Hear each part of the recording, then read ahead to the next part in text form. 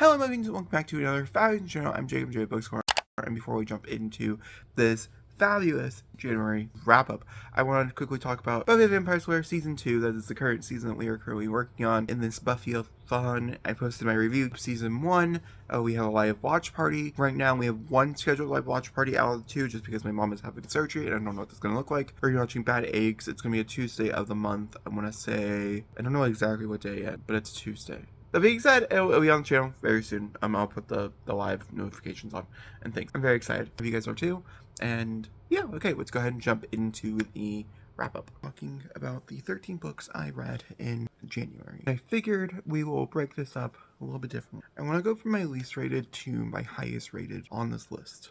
But first off, I want to talk about the books I can't really tell you my rating at all for. This is just simply because they're for videos coming forward. I don't want you to know where the rating lands. Let's talk about those ones first, get those ones out of the way, and then you can have kind of a preview for what's to come in February. So we have Chalice of the Gods by Rick Warden. This is Percy Jackson number 6. My rating for this will come out in, it's like 2 Wednesdays from now. I don't know. It's gonna come out very soon. I think it's next Wednesday is when this review comes out. I read it in like a day. I want to say it's like a single day that I read it. That's all I can really tell you. Just know that my average rating is not as high as some other people probably is. I had a fun time. This is the first book back in Percy Jackson's New World in 2023. I remember when when Nicholas Angelo's books came out. That was the last book in this world. Now it's officially back with a whole new trilogy and or new series. I can't really figure out if it's like a more than 3-book series that he's writing. Starting Percy, continuing on with the original Percy Jackson, the Olympian series.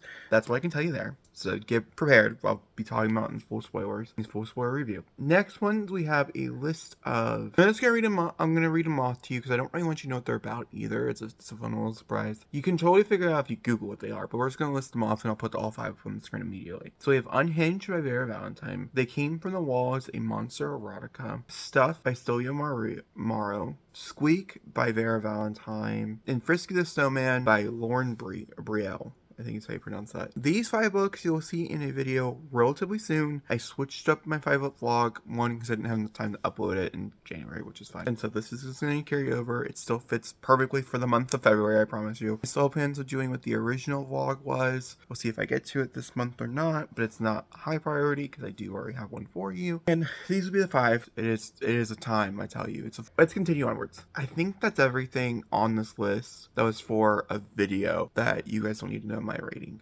for. So let's go from the lowest to the highest, starting with The Lost Girls Dino Island by J.R. Hogan. I have a mini review of this over on TikTok and Instagram.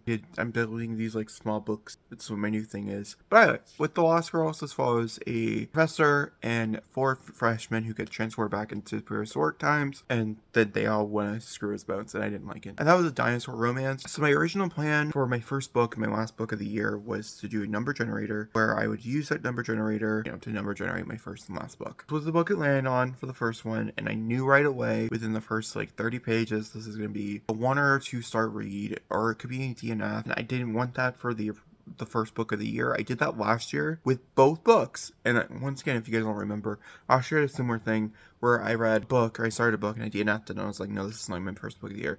And I picked up another book and I hated it, and I was like, oh god, what? I mean, it was better than the other one, but like it was still bad. And this was another case, yet we went from a 1 to a 5, so like it worked out. A lot of you like this. This has a high rating on Goodreads, so do read it if you will, but I didn't like it. I guess in general we can talk about Percy Jackson, as it did take up the majority of my reading. So we have The Son of Neptune, which is the 2nd book in Heroes of Olympus, Mark of Athena, the 3rd book in Heroes of Olympus, also Hades, the 4th book in Heroes of Olympus, Blood of Olympus, the 5th book in Heroes of Olympus. I read all 4 of those this month. I can shout out the ratings of them. Son of Neptune was a 4, Mark of Athena was a 4, House of Hades was a 4, and then the Blood of Olympus was a 4. I would say they're all asterisks. Some of them have it's like a 4.5, 4.25 type of thing, but Goodreads doesn't break it down in that type of percentage, which is kind of annoying, but it is what it is. I enjoyed the series quite a bit. I have a whole review on it. I will link it. And that took up the majority of my reading because these audiobooks were like twice as long as what I'm used to, honestly, nowadays. I don't tend to pick up super long audiobooks unless I know I have the time to really digest and enjoy them. And I thought I had the time to really digest and enjoy them, and that was not the case. It's fine. It's all good. It's not really a problem. Alright, that leaves my 2 physicals to talk about next. The first one being my first book of the year, which I've already have a whole vlog about, so I'll link you over to it.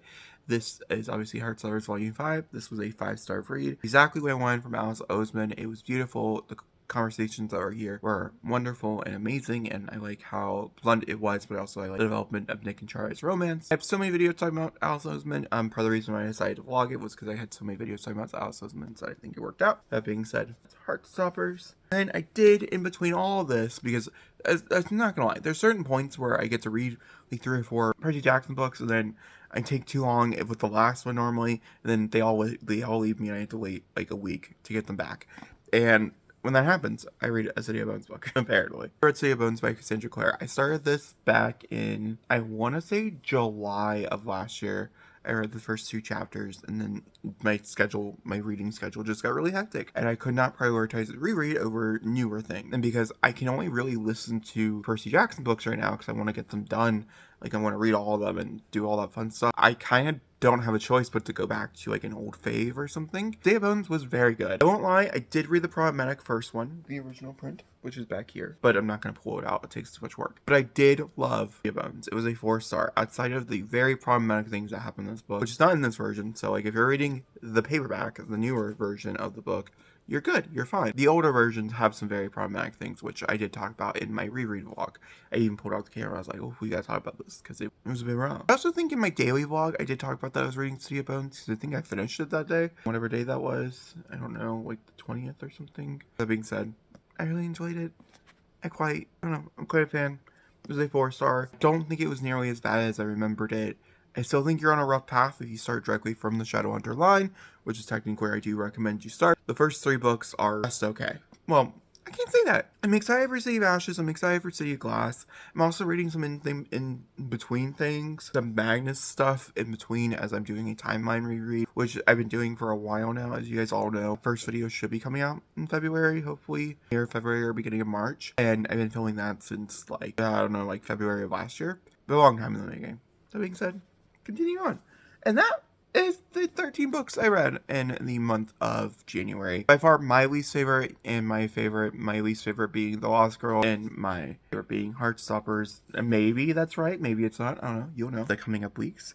That being said, I hope you guys enjoyed this video. Thank you guys so much for watching, and I'll talk to you guys next time, and goodbye.